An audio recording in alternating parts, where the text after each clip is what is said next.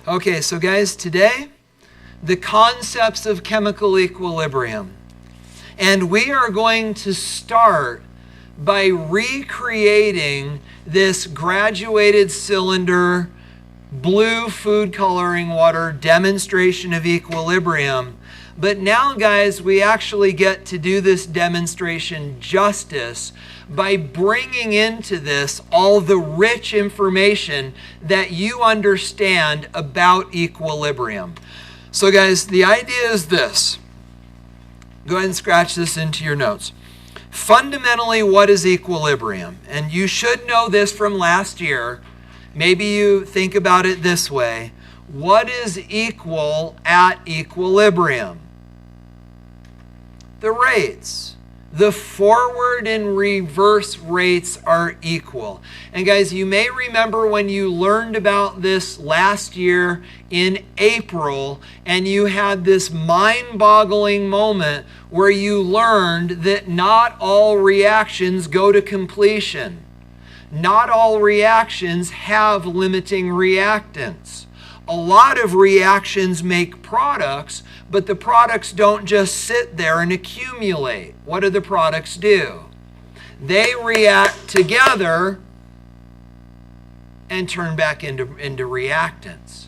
Do you guys remember that idea? The idea is, and we talked about this earlier in the year when we talked about chemical kinetics, we talked about the idea, thermochemistry, that reactions have a forward and a reverse direction, and reactions that go in both directions simultaneously are said to be reversible, and those are at equilibrium.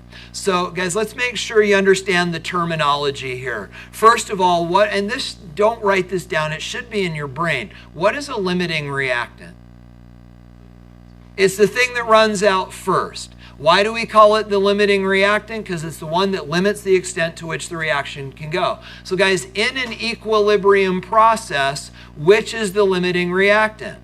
There aren't any, because the reactants are always being reformed, so these reactions never go to completion. Does that make sense?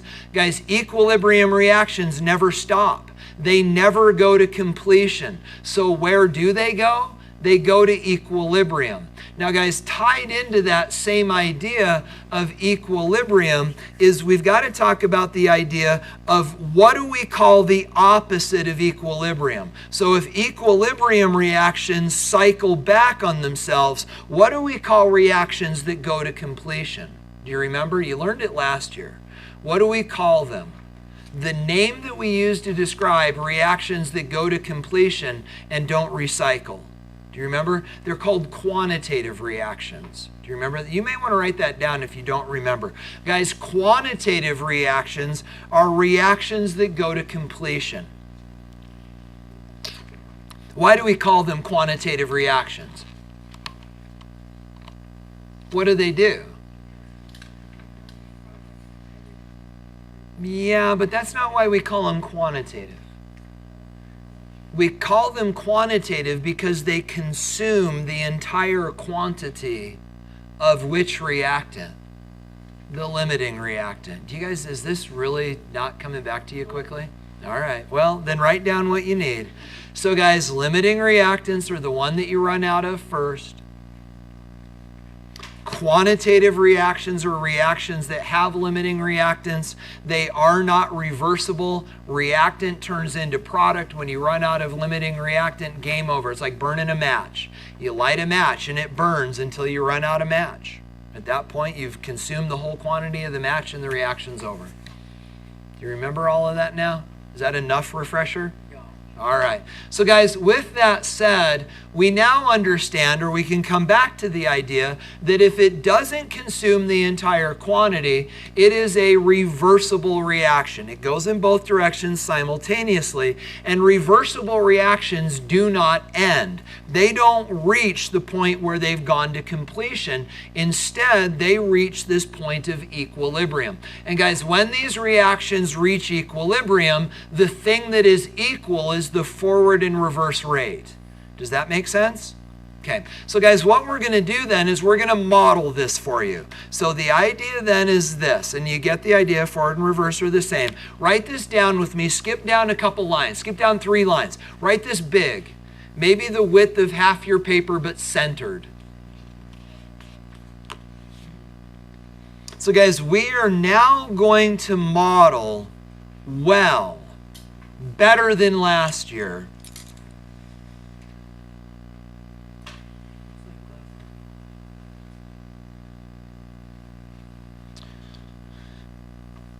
An equilibrium process.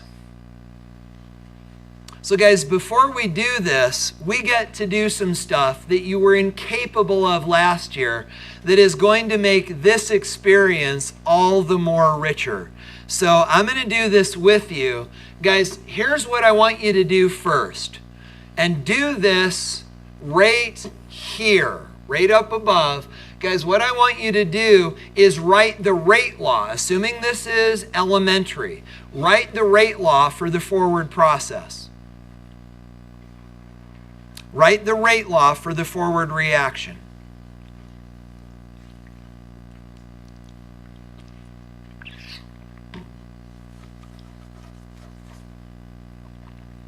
Did you get it? So guys, you should have this. Rate. And guys, I would encourage you to call that rate sub F. Rate forward is equal to K sub F times the concentration of reactants.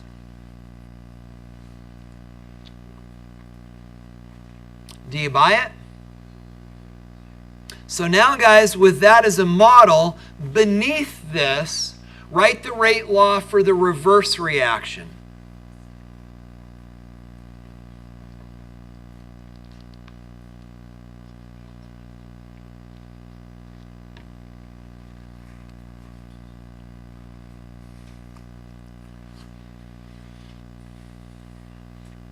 And guys, I'm going to catch up with you. So down here, we're going to have rate sub reverse is equal to K reverse times the concentration of what? The products. And that's cool that you guys figured that out. All right. So now, guys, we've got the rate laws for the forward and reverse reactions. So let's foreshadow what's going to happen, and then we're going to tie what we wrote in blue to the demonstration that I'm about to show you. So when this reaches equilibrium, what will be equal? The forward and reverse rates. So guys, at equilibrium, this will equal that. Do you understand that idea? So now the question is, how does it get there? Well, guys, let's look at this demonstration and figure out the parts. So guys, this tube, which is labeled R, is going to represent reactants. And this tube, which is, of course, representing products, is labeled P. Now, guys, the blue food coloring water is going to represent the molecules that are involved in the reaction. So the idea is this. When a reaction starts, we're going to have a lot of reactant, and how much product are we going to have? 0. And guys, of course, when we're talking about volume, we are measuring milliliters, but we're going to allow milliliters to represent molarity. See why we couldn't have this conversation last year? So guys, milliliters is going to represent molarity. So we're going to say that this is like 100 molar. Of course, that's impossible. But guys, we're going to say that is 100 molar, and this is 0 molar, 0 concentration, 0 products. Get the idea? Now, guys, if you've seen me do this, you remember how this is going to go.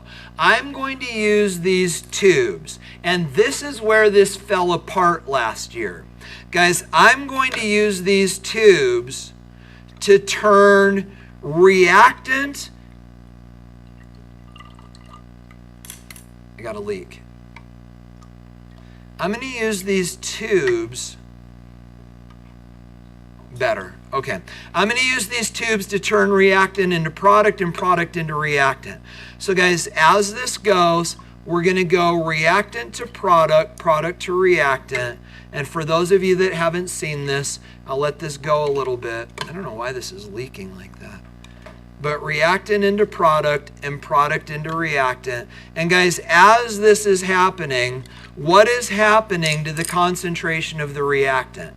It's going down. What's happening to the concentration of the product? And that's expected, right?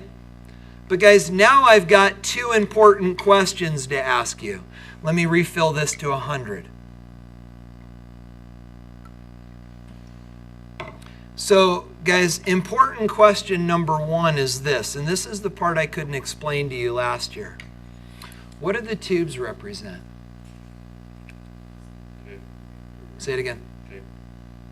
I think you're saying it, I just can't understand you. Yeah, guys, these are the K values. These tubes represent the K values. Let that sit for a second if it doesn't make sense. And now let me ask you another question, and then when you tie this together, it'll make sense. What represents the rate? Let me do it again. So guys, I know this doesn't make sense to you yet, maybe, but the tubes represent K. What represents the rate? The amount of water in the glass tubes. So guys, let's pull this all together and make sure this makes sense. So, what does the amount of water in the graduated cylinders represent? Molarity. What does the amount of water in the glass tubes represent? Rate. So guys, what do the glass tubes themselves represent? K values. So watch this. You ready? This is cool. This is math visually. What does the amount of water inside this tube represent? The molarity. What does the tube represent? K. So, and guys, just so you know, this is K forward, this is a bigger tube, this is K reverse, a smaller tube. So here's the idea, guys. When this reaction starts, how much reactant do we have? A lot. And we have a very big value for K. So, molarity times K equals rate. So guys, the amount of water inside this tube represents the forward rate, and that's literally what we're doing. The molarity is represented by the amount of water in the cylinder. The K value is the glass tube. K times molarity gives you rate, which is the amount of water inside the glass tube. Just a moment. Does that make sense? So now let's look at the reverse rate. What is the molarity of products? 0. What does this tube represent? K reverse.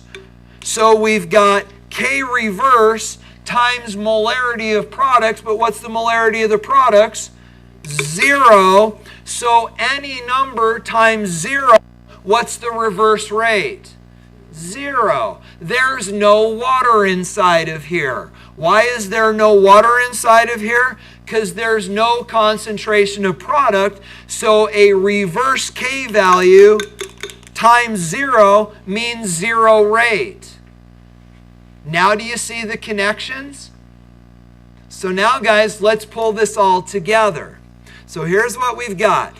A lot of reactant and a big K value. So we're going to have a huge forward rate. How do you know it's huge? What represents it? The amount of water inside of here. Now guys, what is our reverse rate initially? 0. Why is it 0? Because there's 0 product to turn into reactant. So here we go. Now we're here. Reactant turns into product and product turns into a reactant. Now guys, as the reaction continues, what will happen to the forward rate? Well, the value for K hasn't changed, But what has happened to the amount of reactant? It's gone down. So now the forward rate is slowing down as represented by a little bit less water in the glass tube. But now, guys, what about the reverse rate? Well, now we've got some product. And the amount of product times the value of K reverse means that we now have a little bit of reverse rate. You get the idea? And guys, this just keeps going on. So forward reaction, really fast. Reverse reaction, no longer zero. And guys, as we do this, what is happening to the forward rate? Why is it slowing down? Because there's less reactant. What's happening to the reverse rate? It's speeding up. Why is it speeding up? There's more product. Notice, guys, the values for K are not changing. But the rates are changing because the amount of reactant is going down, the amount of product is going up. And guys, eventually, what's going to happen to this? They're going to reach equilibrium, right? So guys, when they reach equilibrium, what's going to be equal? The rates. And guys, in this demonstration, what represents rate? The amount of water where? Inside the glass tubes. And eventually, I'm going to be transferring the same amount of water forward and backward. And at that point, the rates are going to be equal. And guys, this is sad. Do any of you remember where that happens in this demonstration? 70-30. It is 70-30. That's scary that you every year someone remembers. Guys, it actually happens at 70-30. And we are actually there right now, and this is going to stay at 70-30, and I can do this forever, and it will stay at 70-30. So now, guys, let's talk. We are now at equilibrium because you're going to learn some really cool things. We are now at equilibrium, and again, let's be sure what is equal. The amount going forward is equal to the amount going back, and that's representative of rate. So guys, at equilibrium, the rates are equal. But now, guys, check this out. At equilibrium, are the molarities equal? No, this is 70 and this is 30. And guys, you may remember from last year, we can represent that reality. We talk about the ratio of products divided by reactants, the molar ratio of products divided by reactants, and we said that this was 70 molar divided by 30 molar, which are obviously bogus numbers. We can't get 70 molar. But guys, do you remember what we call that ratio of product to reactant molarities? We call it Kc. Do you remember that? And you wrote Kc expressions last year? Here's the cool question, guys. Why is the Kc for this reaction 70-30? What about the reaction determined that this was going to end up 70-30? The K values. Do you see it, guys? This is the idea, and this is new to you, so listen carefully. The K values determined that this is going to be 70-30. This tube is 7 diameters compared to this one being 30 or 3. The ratio of their diameters is 7-3, meaning that we end up with 70 over here and 30 over here, because this ratio, the ratio of K values, is equal to the Kc ratios. Now, guys, check this out. I want to show this to you because this is cool. So here's what we've now said. What do we call this product to reactant ratio? What's that called? Kc. What determines Kc? The K values. But guys, understand, these Ks are not the same as this K. These are lowercase k's, and that's a capital K. So Kc, which is the product-reactant ratio, is determined by the ratio of the rate constants in the rate laws. Now, guys, check this out. You may want to do this on your paper with me. Watch, because this is cool. Why is that true? You ready? This is neat. Guys, what is equal at equilibrium? The rates are equal. Are you good with that? These are equal. Now, guys, watch. If these are equal, and if this equals this, and if this equals that, does that also mean that at equilibrium these are equal? Yes. Oh, the entire expression or just reactants and products? No, hold on. So if the rates are equal, then these are also equal because this equals this and this equals that. Yes. Okay, now look at what we can do. We can say K sub F times the concentration of reactants is equal to K sub R times the concentration of products. Is that true at equilibrium? Yes. Do you see where this is going though, guys? Solve this for products divided by reactants. Divide both sides by reactants. And divide both sides by, like that. See what we now have? The product divided by reactant ratio, which is Kc, is equal to the ratio of forward and reverse rate constants, which is 70 divided by 30. So this ratio, 70 divided by 30, is equal to this ratio, 70 divided by 30. Isn't that cool? So guys, the makeup of the equilibrium mixture is determined by the rate constants for the forward and reverse reactions. Do you now understand why it makes me nervous to teach this to general chemistry? There is so much going on, but if you don't understand rate constants, then what on earth are the tubes for? And I haven't figured out a good lie to tell general chemistry. I used to teach them that these were the rates. But that's not right because thankfully they never asked, because eventually the rates become equal and they never asked. But guys, without having something to explain to them what the tubes are, then this gets tricky. But now that you know what the tubes are, you can bathe in all this really interesting stuff, and you can see that Kc ratios are determined by rate constant ratios, and you can see it visually and you can see it mathematically, and all of a sudden this becomes really brilliant. You get the idea?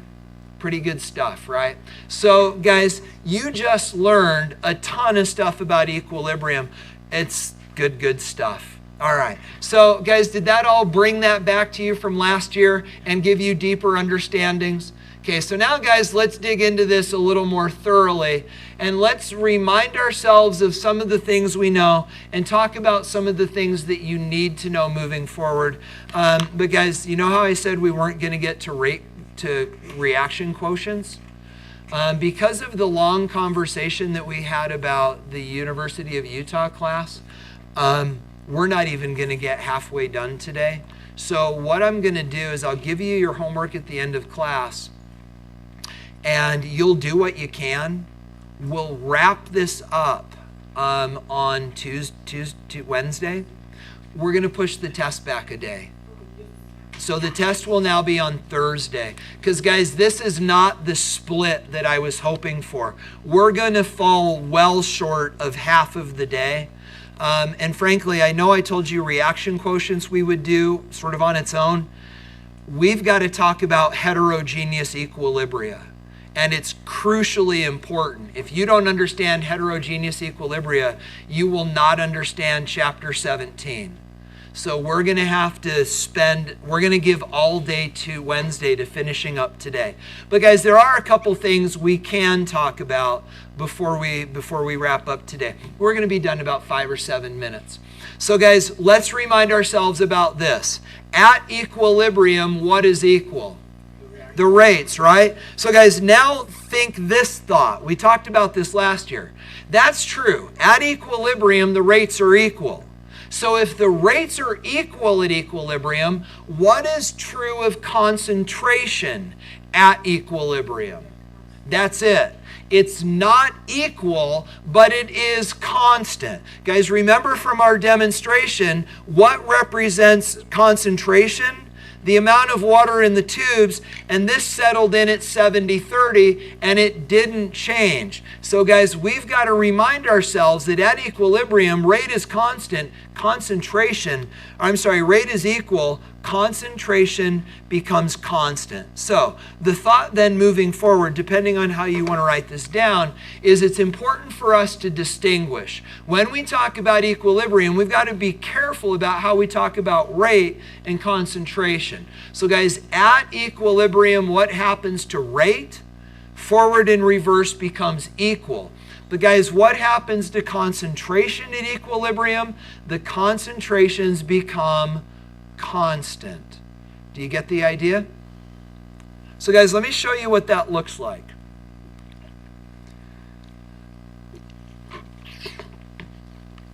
Our little fictitious reaction that we just looked at, reactant becoming product. So guys, these are two plots versus time, both of them representing equilibrium. On the left, we're looking at concentration. Which one is your reactant, A or B? How do you know it's A? Because you got some. Guys, at time 0, you've got reactant and no product. So guys, A is your reactant, B is your product. A goes down, B goes up. Eventually it reaches an equilibrium condition. How do we know that equilibrium was reached at the dashed line? They stop changing. But you'll notice, guys, that they're not the same, they're constant. Now, guys, looking at rate. Now we're looking at time versus rate. And notice what happens here, guys. At equilibrium, the rates don't just become constant, they become the same. Do you see the difference? Is that okay? Okay, so guys, there's one more thing I want to talk about today, and then we're going to call it a day. This is kind of fascinating. Guys, the other thing that and this you really want to put in your notes. Guys, the other thing that you need to know about equilibrium is it doesn't matter what direction you come at it from. So guys, imagine this. Imagine that I redid this demonstration, but I start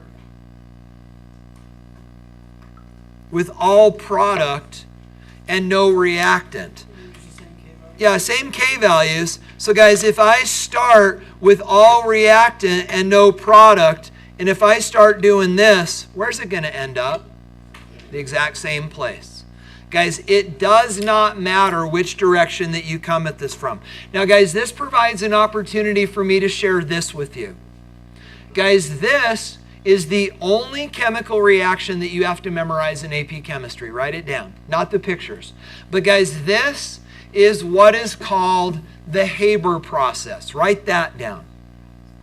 Haber. I have no idea why they chose to make the Haber process the only reaction the only named reaction that you have to memorize. They just did.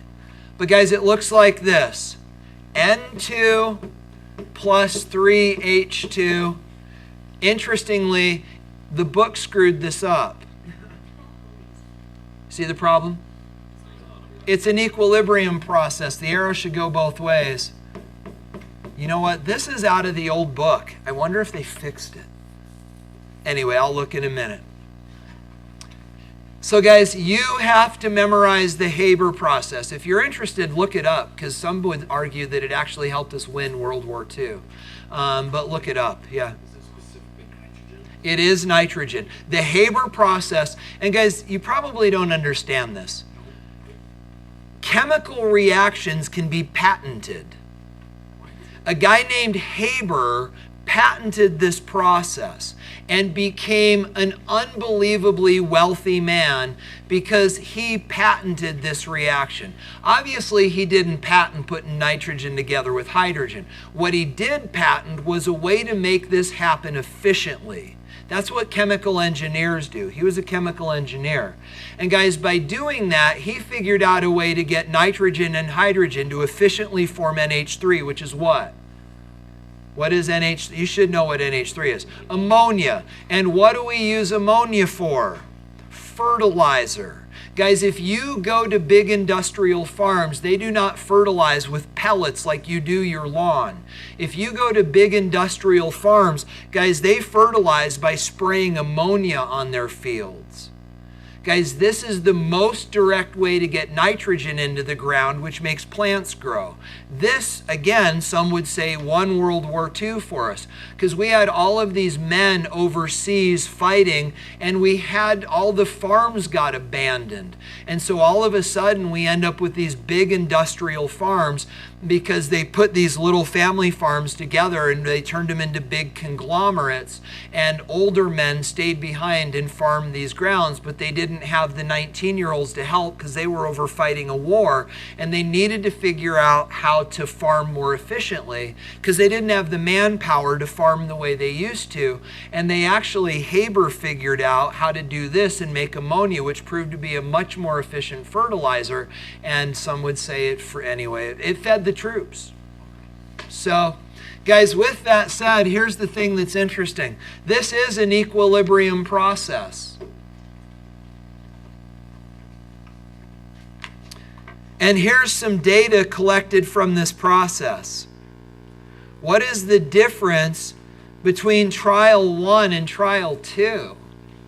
Yeah, they come from different directions. But guys, maybe the best way to see this is, how are these graphs the same? The left-hand sides. This is the same as this. But what's going on over here and over there? What's happening right here? It's at equilibrium. How do you know? Concentrations aren't changing. What's happening over here? Equilibrium. How do you know the concentrations aren't changing? But guys, you'll notice they line up perfectly. So what's the difference between trial A and trial B? Well, in trial A, guys, we started with some some N2 and some H2, and we made NH3. Over here, we started with no N2 and no H2 and only NH3. So here we're starting with all reactant, here we're starting with all product, and regardless, we end up in the same place. Go ahead.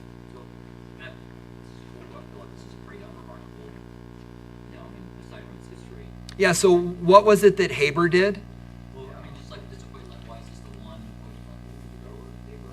Yeah, I don't know. I have no idea why they chose that one. But the brilliance of what Haber did, and well, we can talk about it a little bit. Guys, this equilibrium lies far to the left. At standard temperature and pressure, this equilibrium lies largely as nitrogen and hydrogen. He figured out industrially how to squeeze and heat this in such a way that it favored the right side and made ammonia. That's what he patented. So, right, yeah, exactly. Yes, that's it. He figured out how to increase the K value of the forward process. Yep, and we got to be careful. I don't think he did this. I don't think he used catalysts. I think it was all through heat and pressure. Yeah. Yep. So guys, let's do this just really quickly. I don't think you need to write this down. Are you guys okay with this idea? Kc values. Kc values are product divided by reactant ratios. And guys, remember, when we write Kc values, it's products raised to the coefficients and reactants raised to the coefficients. Yeah. No. It's actually because it doesn't matter what the mechanism is. Guys, hear that. Hear this. This is important. So I just said Kc values are concentrations of products raised to exponents. And Matt insightfully said, is that because these are elementary steps? And the answer is no. So let's talk about this and end the day. Guys, understand these are not rate laws. These exponents are not reaction orders. They do not indicate how quickly they get to equilibrium. They indicate where they get at equilibrium in terms of a product-reactant ratio. So it's simply describing this ratio. And the reason that these don't have to be elementary steps is actually because it doesn't matter. It doesn't matter how quickly or how they get to equilibrium. All that this describes is what it looks like when it gets there. And what it looks like when it gets there is dependent upon the coefficients from the balanced equation. Yeah, brilliant question. Is this still chapter 14 stuff? This is chapter 15. Yep. So guys, with all of that said, we're going to call timeout right there. Guys, let's look at homework. Write them all down here while I'm here.